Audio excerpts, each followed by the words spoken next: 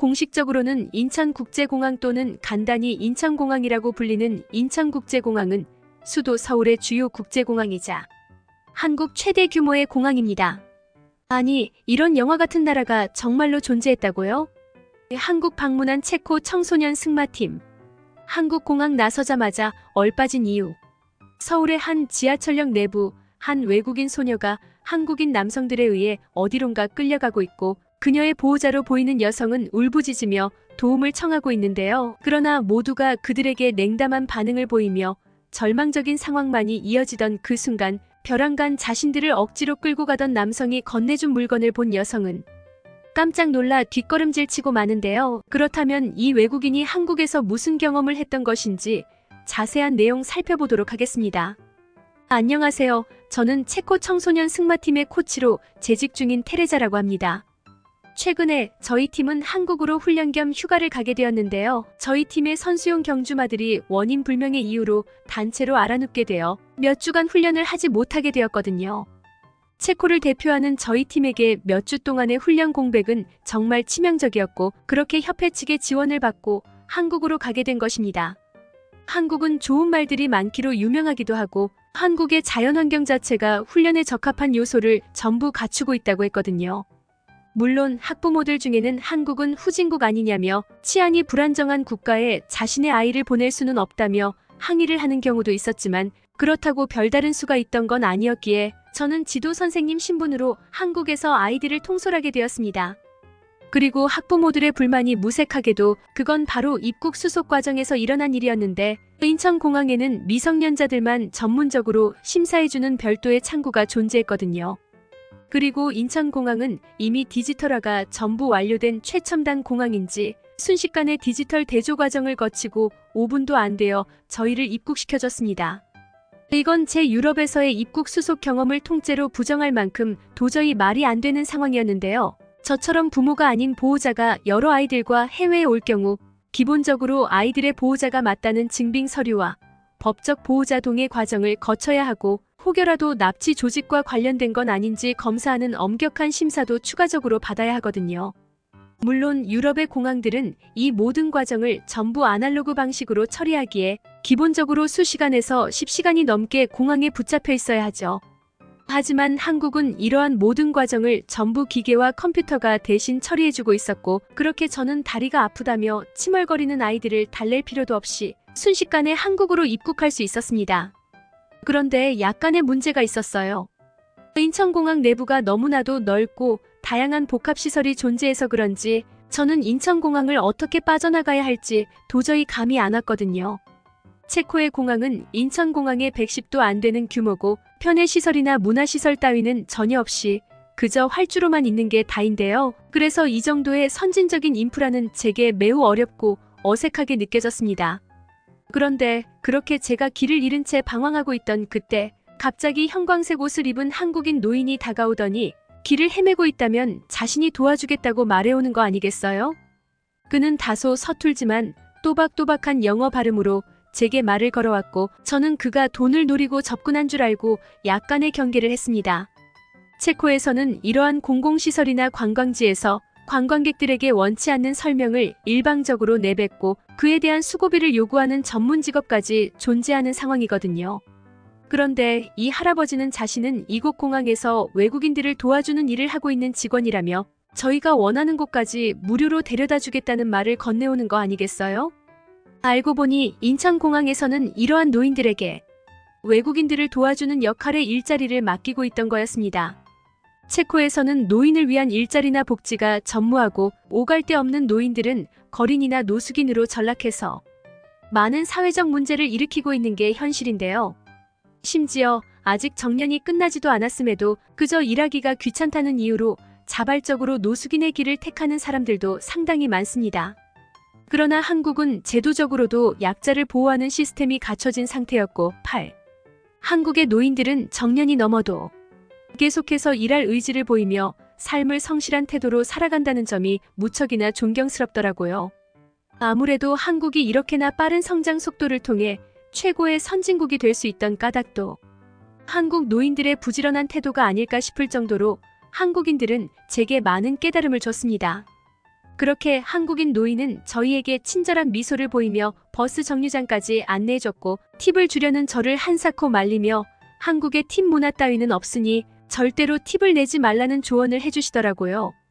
그리고 한국인들은 난처한 상황에 처한 사람들을 그냥 보고만 있지 않는다며 여행을 하다가 어려운 점이 있으면 반드시 근처의 한국인들에게 도움을 청하라는 말을 끝으로 인천공항 내부로 다시 들어가셨습니다. 그렇게 저는 한국의 놀라운 서비스와 친절한 사람들 덕분에 한숨을 돌릴 수 있었죠. 그러나 그런 심적 여유도 잠시 제겐 아직도 지옥의 관문이 남아 있었습니다. 그건 바로 버스를 기다리는 거였는데요. 사실 아이들을 데리고 돌아다니는 건 그다지 어려운 일이 아니지만 아이들과 함께 뭔가를 기다리는 건 정말로 힘들고 지치는 일이거든요. 왜냐하면 아이들은 지루한 상황을 절대로 참지 못하기 때문입니다. 체코에서는 버스 배차 간격이 짧아도 1시간이니 저는 1시간 동안 칭얼대는 아이들에게 고통받아야 할 운명이었어요. 그런데 한국의 버스 정류장 옆에는 웬 정체불명의 투명 부스 하나가 놓여 있는 거 아니겠어요?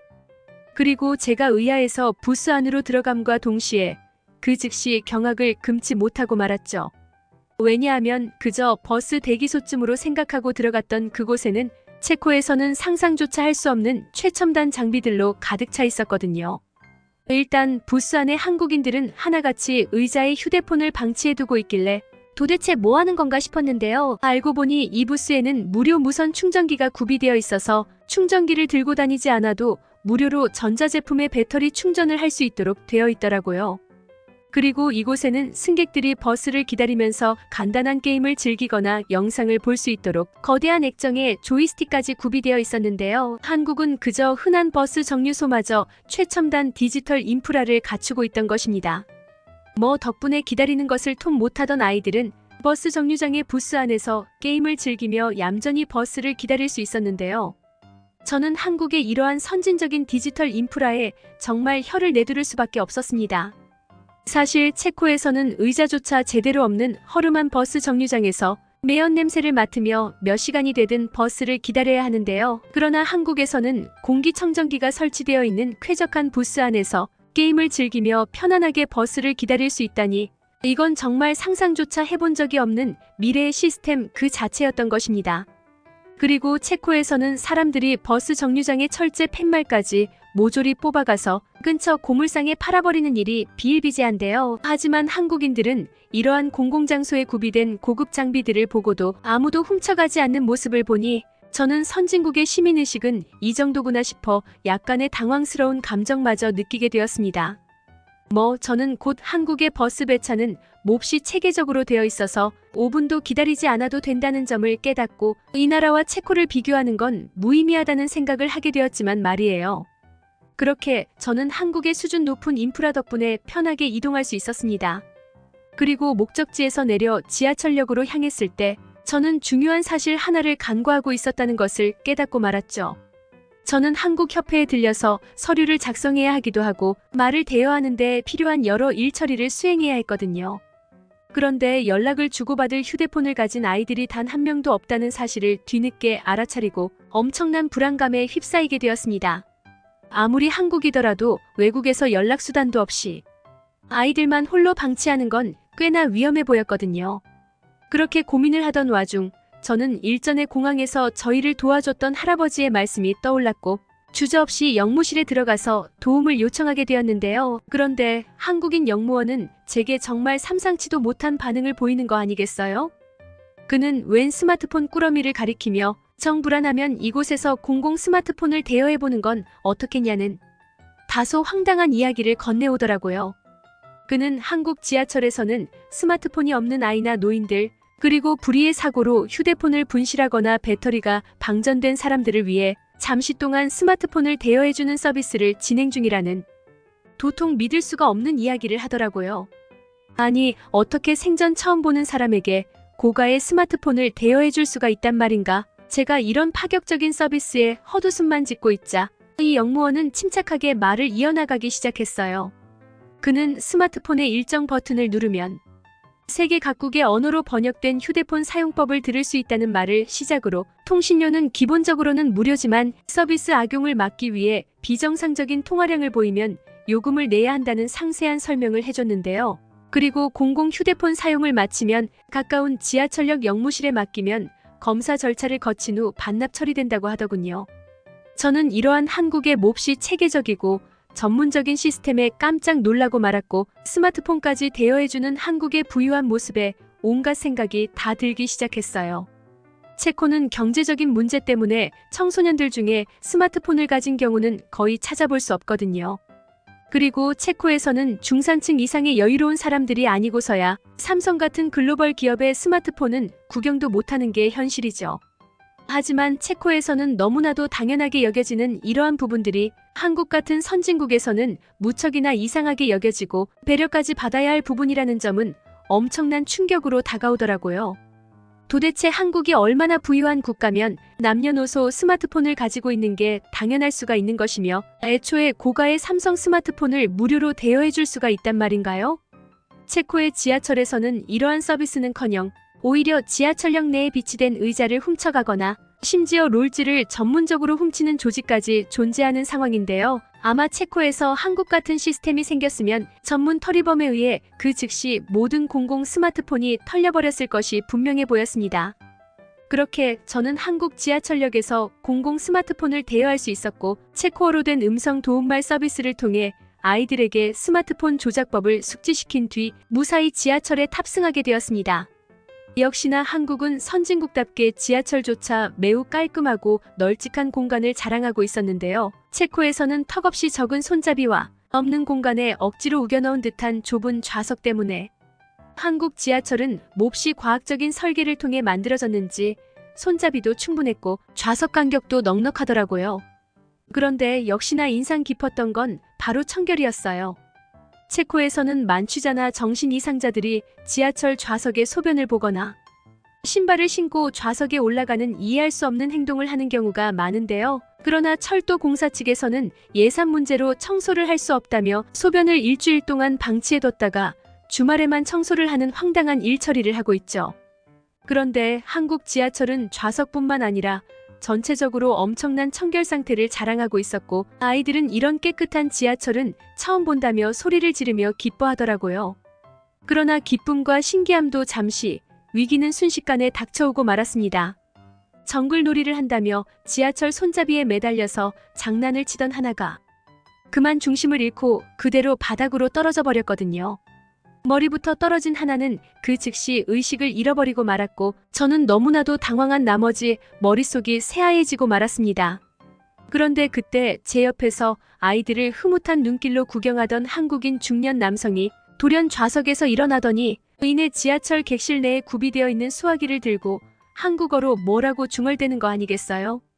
그리고 근처의 다른 한국인들도 마치 약속이라도 한 것처럼 일어나더니 하나의 의식을 확인하는 등 응급처치를 해주기 시작하더라고요.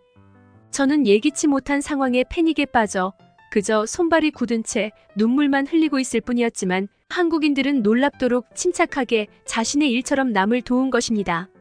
그런데 저는 이내 더욱 충격적인 장면을 목격하고 정말 소름마저 돋아버렸는데요. 바로 역에 도착해서 지하철 문이 열림과 동시에 웬 들것을 들고 대기하던 한국인들이 재빨리 하나를 들것에 태우고 이동했기 때문입니다. 나중에 알고 보니 한국에는 지하철역마다 역무원 및 비상 대기 요원들이 배치되어 있고, 비상 통화 장치를 통해 전화가 걸려옴과 동시에 해당 열차 객실로 긴급 출동을 하는 선진적인 체계가 갖추어 있다고 했는데요. 그러나 그때는 너무나도 놀라서 하나를 도와준 한국인들에게 감사 인사조차 못한 채 대원들을 따라갈 뿐이었습니다. 그런데 뭔가 이상했어요. 하나를 들 것에 실은 한국인들은 지하철 밖으로 빠져나가기 위해 계단을 올라가는 게 아닌 계속해서 같은 지하층만을 맴돌 뿐이었거든요. 저는 이들이 지금 급박한 상황인데 뭐 하는 건가 싶어 알 수 없는 울분의 감정이 들었고, 그들의 어깨를 붙잡고 지금 뭐 하는 거냐며 화를 내기 시작했습니다. 하지만 이들은 그런 저를 힐끔 보더니 이내 한시가 급하다는 듯 계속해서 어디론가로 향할 뿐이더라고요. 저는 이들이 돈을 목적으로 환자를 미끼로 삼아 협상을 하자는 건가 싶어 분노가 치솟기 시작했고, 이내 지갑에서 돈을 꺼내며 당장 멈추라는 말을 건네려고 했는데요. 노래방 KARAOK. 그런데 그 순간 저는 제 눈앞에 보이는 믿을 수 없는 광경을 목격하게 되고, 노래방 KARAOK 경악을 금치 못하고 말았습니다. 왜냐하면 여긴 분명 지하철역 한복판이었음에도 불구하고 저희들이 향한 곳에는 웬 대형 병원이 존재했거든요. 체코에서는 병원의 전문 장비들을 훔쳐가거나 원무과의 현금을 훔치려는 전문감도 집단을 피하기 위해 지하철은커녕 애초에 부촌이나 경찰서 옆이 아니라면 병원을 찾아볼 수조차 없는데요. 어떻게 한국은 우범지대라고 할 수 있는 지하철역, 그것도 여간에 병원이 존재할 수가 있는 건지 저는 한국의 엄청난 의료 인프라와 치안을 보고 이런 게 바로 선진국이구나 싶어서 부러움과 동경을 느끼게 되었습니다. 심지어 이 병원은 지하철역 안에 있음에도 매우 전문적인 진료를 하고 있는지 병원 내부에는 수많은 환자들이 질비해 있었는데요. 그렇게 저는 반쯤 정신이 나간 채 병원 접수 및 대기 과정을 거치게 되었고 이내 한국인 의사 선생님까지 만날 수 있었습니다. 일상생활을 하는 데는 전혀 문제가 없다는 소견을 받을 수 있었는데요. 저는 그 순간 모든 긴장의 끈이 풀어져 눈물을 흘리고 말았습니다. 그리고 그렇게 마음을 다잡고 원무과에 수납을 하러 간 그 순간 도저히 이해할 수 없는 상황에 처하고 말죠. 왜냐하면 직원은 이미 병원비가 수납된 상태라며 제가 낼 돈은 없다는 말을 건네왔거든요. 제가 이러한 어처구니 없는 상황에 두 눈을 껌뻑이고 있자 웬 한국인 할머니 한 분이 뒤에서 스마트폰 번역기를 내미셨는데요. 그리고 그 스마트폰에는 저희가 딸과 손녀 같아서 걱정돼서 따라왔다며 병원비는 자신이 전부 지불했고 병원 옆에 지하철 약국에서 상처 연고까지 구매했다며 제게 약봉투를 내미시곤 그대로 발걸음을 돌려버리셨습니다. 저는 이러한 이해할 수 없는 상황에 할머니께 제대로 된 감사 인사조차 하지 못했고 할머니가 떠난 지 한참이나 지나서야 이러한 상황을 이해하고 주저앉아 감동의 눈물을 흘리고 말았습니다. 체코에서는 모르는 사람을 위해 약을 사주기는커녕 오히려 쓰러진 사람의 호주머니를 털어가고 있는 게 현실인데 한국은 그야말로 천국 그 자체인 나라였던 것입니다. 저는 이렇게 선진적이고 아름다운 모습만을 보여주는 한국의 동경의 감정을 넘어 한국인이 되고 싶다는 생각까지 들었고 한국을 완전히 사랑하게 되었습니다. 인천공항은 전 세계 50대 공항 중 14번째로 바쁜 국제공항으로 총 404편의 항공편과 71, 169, 722명의 승객을 수용하고 있다.